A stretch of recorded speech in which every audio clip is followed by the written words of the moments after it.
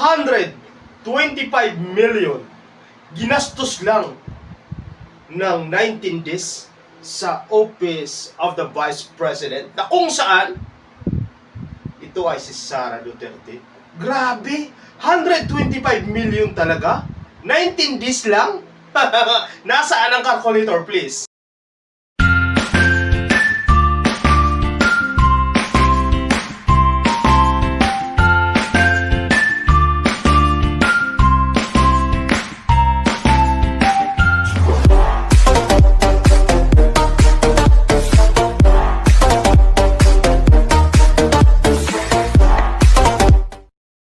Ang inyong host, Sir Renzel Cano. So ngayon mga kapak, mainit na talagang tinatalakay ngayon ang budget ng Office of the Vice President at saka Department of Education na kung saan si Sara Duterte ang namumuno. At siyempre siya rin ang kasalukuyan ng current Vice President. So ngayon mga kapak, wini-question dahil sa budget hearing, dahil sa 125 million na gastos lamang sa loob ng 19 days. Pero siyempre mga kaupak, alam nyo na ang kasalukuyang administration at saka si Sara Duterte ay unit team. Kasi mga kaupak, sa history natin, walang inilalaan na budget ang Kongreso sa mga Vice President ng Confidential Fund at saka Department of DepEd, sabihin na natin, Department of Education, wala silang nilalaan na budget para sa mga confidential. Ngayon mga kaupak, ang bago ngayon, ang Vice President, nako, nakakatakot ito ano, kasi mga kaupak, pwede pala ito mangyari kung sakasakali na humingi ang mga darating pang Vice President ng budget sa Kongreso, pwede pala ito mangyari na humingi ng budget na hindi naman pangkaraniwan o wala nang olo. Sila ang gumagawa ng batas, di ba? Ang gumagawa ng batas, ang Kongreso. Sila rin ang pwede makapag-power, makapag-create ng budget. Ngayon mga kaupak, ang question kasi, itong confidential fund na ito, hindi naliliquidate o hindi na papaliwanag ng maayos kasi nga confidential fund, di ba? So ngayon mga kaupak, hindi naman ayaw naman, gusto naman actually mali. Gusto naman ng mga kongreso, ng mga congressman natin, no. Pero ito gusto ko lang sa inyo ipaalala na hindi lahat ng congressman ay sumasang-ayon sa kagustuhan ng kasalukuyang administration na ang Office of the Vice President bigyan ng confidential fund. Meron tayo, siyempre, alam mo naman makabayang blocks, di ba? Para silang oposisyon talaga dyan sa Kongreso. Sila ang humaharang. Kasi nga, mga kaupak, sa report nga nakalap nila, umupo si Sara Duterte 2022. Di ba? June. Ngayon, sa taong iyon ay wala pa nakalaan na confidential fund. Pero ang nakakagulat, sa huling buwan ng 2022, nakapag-release ng 125 million na ito daw ay nagastos lamang ng sa loob ng 19 days. Naku, alam mo mga kaupak, hindi ako seryoso sa mga usaping ganyan. Hindi ako kumbaga, kahit na marami tayong pinagdadaanan sa buhay, yung mukha ko talagang nai-express ko ng talent ko yan. Yung parang nasasaktan ako, pero hindi mo makikita sa puso ko nga nasasaktan ako. Kaya sobra na akong down, pero hindi mo ako makikita sa emosyon. Pero ngayon, alam mo yung mga kaupak, nalungkot ako. Talagang bakat sa mukha ko yung kalungkutan nung nalaman ko, nabasa ko sa mga leading newspapers, sa mga report ng Kongreso, na akalain mo, 125 million ginastos lamang sa loob ng 19 days. Oh, come on. Ang ating bansa ay sobrang kapo sa budget or deficit dahil sa mga nakaraang administration, lalo pang lumubo ngayon kasi nagkaroon ulit ng utang si Bongbong Marcos sa ibang bansa o kaya panlabas. So ngayon binabayaran natin yan kasi nga deficit. Sabi nga ni Senator Rito, bakit kailangan natin gumastos? Halimbawa lang, naggumastos ng, hindi ito yung just specification na maliwanag kasi meron sila report. Kumbaga ito sample lang. Baka naman masapawa natin sila kung i-justify natin. Bakit tayo pinakailangan ng gumastos ng 12 billion sa isang confidential fund kung ang kinikita natin ay 10 million lang. Di ba? So, ngayon, ang kulang doon, ipinapangutang pa natin. Kasi nga kulang, di ba? Pinapangutang pa natin sa ibang bansa, sa World Bank. Pero, ngayon nakakalungkot na yung Vice President natin gumagastos ng 125 million sa huling mga buwan ng 2022. Kasi mga kaupak, ang 2022, ang January to June ay term pa yan ni Leni Robredo. Nung pumasok si Sara Duterte, nung June katapusan, June 30 hanggang December 22, ay term na yan ni Sara Duterte, na kung saan nangyari ang paggasta ng 125 million sa huling buwan ng ayon sa report, December nangyari na nagastos ang ganun halaga.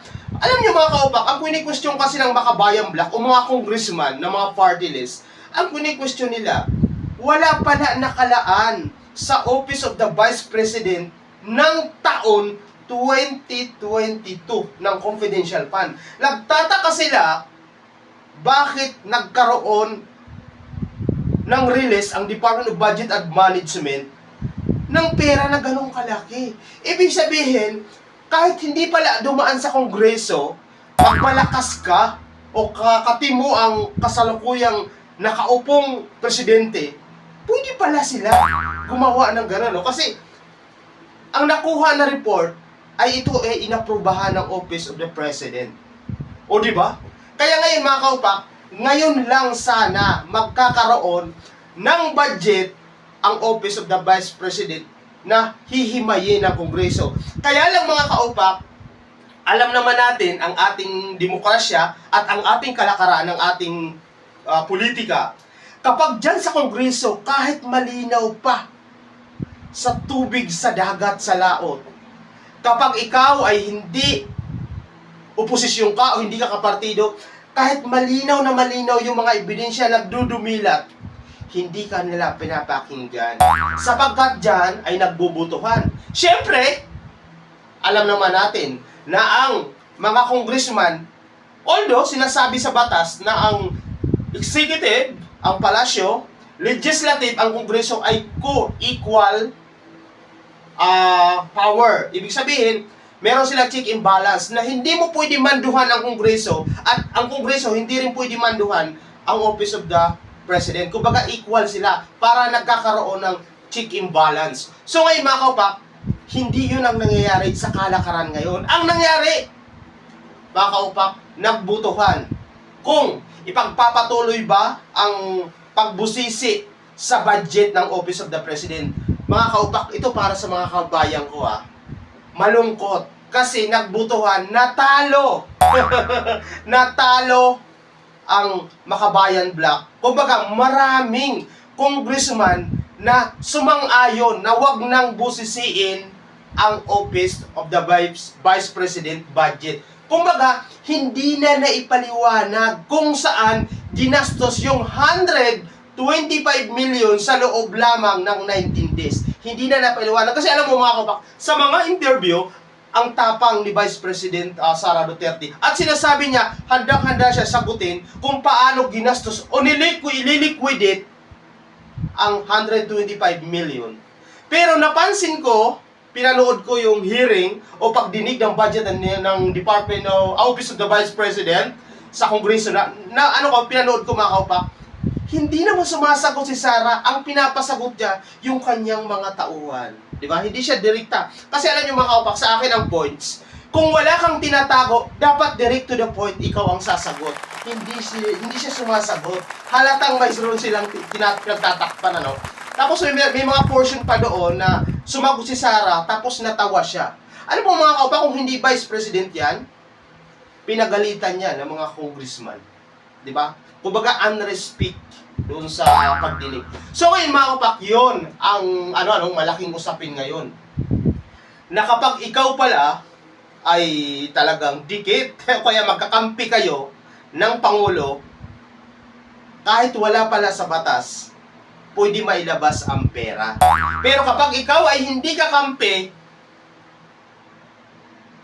ang project mo o ang budget mo, halos hindi lumalabas. So, ganyan mga kaupak ang kalakaran. Maski sa nalulungkot lang ako kasi hindi hinayaan ng mga congressman na mabusisi kung saan ginastos ang 125 million sa loob lamang na 19 days. Pero yung mga kaupak, alam mo, gusto ko makita yung mga congressman, chichi ko yung kung sino yung mga congressman na bumoto na kasi doon yung sa budget hearing, hindi naman lahat na hindi lahat na congressman, hindi siya floor ng isang hall ng kongreso. Yan ay yung member lang ng committee ng budget hearing. Kumbaga, meron doon mga congressman na kung saan bumoto para hindi busisiin. Kaya yung mga congressman ninyo, bantayan nyo. Inaalagaan ba niya ang interes ng bayan o inaalagaan niya ang kanyang pansariling interes? Alam niyo mga kaupak, wala namang masama kung buksan o busisiin o tanungin ang Vice President kung saan ginamit ang budget na hinihingi niya. Especially ngayon, meron siyang 500 million na budget propose itong taon na ito. Diba? So ngayon mga kaupak, yun ang nakakalungkot. Kasi ang congressman na ibinuto ng taong bayan para protektahan ang kaba ng bayan at ang interes ng mga tao o mamamayan, pinagtatakpan nila. Kasi mga kaupak, nagbutuhan. Siyempre, ang ating bansa ay demokrasya. Kung sino